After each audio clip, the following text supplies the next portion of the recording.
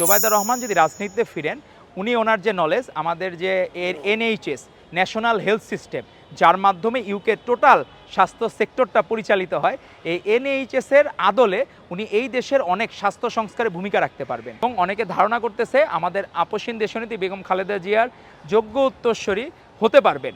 বাংলাদেশের যেমন প্রথম প্রধানমন্ত্রী ছিলেন আপসীন দেশনেত্রী বেগম খালেদা, এবং দক্ষিণ এশিয়ার সেকেন্ড প্রাইম মিনিস্টার ছিলেন, ফিমেল প্রাইম মিনিস্টার ছিলেন আমাদের এই আপসীন দেশে, তারই যোগ্য উত্তরসূরি জোবায়দা রহমানের মধ্যে ওই কোয়ালিটি এবং জাজমেন্ট সব কিছু এবং ক্লিন ইমেজ তার মধ্যে আছে। এটা যথেষ্ট সম্ভব, তার মাধ্যমে সম্ভব। আশা করা হচ্ছে উনি ওনার যে স্বাস্থ্য ক্যাডারে যে সার্ভিসে ছিলেন উনি হয়তো বা তার চাকরিটা ফেরত পেতে পারেন, কারণ উনি তো স্বৈরাচারের রোষানলের শিকার, উনিও তো বৈষম্যের শিকার। এখন সেক্ষেত্রে আমার ধারণা স্বাস্থ্য ও শিক্ষায় উনি সবচেয়ে বড় ভূমিকা রাখতে পারবেন, এবং এতে বাংলাদেশের জনগণের, আপামর জনগণের আশা করা যায় উপকার হবে ইনশাল্লাহ। 2018 সালের 8ই ফেব্রুয়ারি যখন ম্যাডামকে মিথ্যা বানোয়াট মামলায় যখন অ্যারেস্ট করা হয়, এবং তাদের অসৎ উদ্দেশ্য ছিল যাতে তাকে জেলে বন্দি রেখে নির্বাচনটা করে ফেলা যায়, যাতে আমাদের বলে না যে হালাল উপায়ে গণতন্ত্রকে জবাই করা, এই হাসিনা হালাল উপায়ে গণতন্ত্রকে জবাই করার জন্য আমাদের আপসীন দেশনেত্রীকে জেলে নিয়েছিল। সেই সময়ও কিন্তু আমাদের নেতা তখনই দাঁড়িয়েছেন, সেই 2018 সালের 8ই ফেব্রুয়ারি আমাদের দলের দায়িত্ব নিয়েছেন ভারপ্রাপ্ত চেয়ারম্যান জনাব তারেক রহমান। সময়ই নেতৃস্থানীয় জায়গায় যোগ্য নেতৃত্বকে নিয়ে যায় সময়। তো আমাদের এখনও যে বিষয়টা, আমরা সামনে অনেক কিছু আছে, দেশি বিদেশি ষড়যন্ত্র আছে।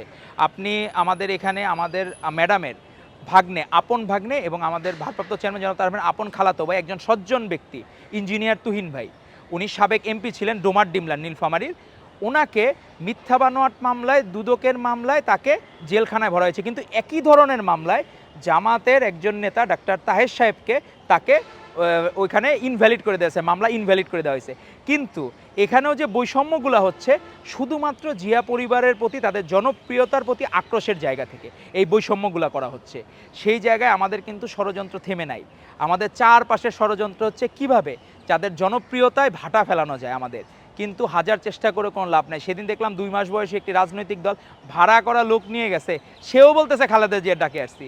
এক অদ্ভুত ভালোবাসা মানুষের, যে আপনি বাংলাদেশের যে প্রান্তে যান সেই প্রান্তে আপনি দেখবেন যে সবাই কোনো না কোনো জায়গায়, বিচ্ছিন্ন জায়গায়, একটা দ্বীপের মধ্যেও দেখবেন আপনি, সেখানেও আপনি সৈনিক পাবেন আপসীন দেশনেত্রী এবং খালেদা জিয়া, ভারপ্রাপ্ত চেয়ারম্যান জনাব তারেক রহমান। এটা একদিনে হয় নাই। আমাদের যে জাতীয়তাবাদের বীজ শহীদ রাষ্ট্রপতি জিয়াউর রহমান বীরত্তম বপন করে দিয়ে গেছেন, সেই বীজ আজকে বিকশিত হয়েছে, ফল ধরা শুরু করেছে।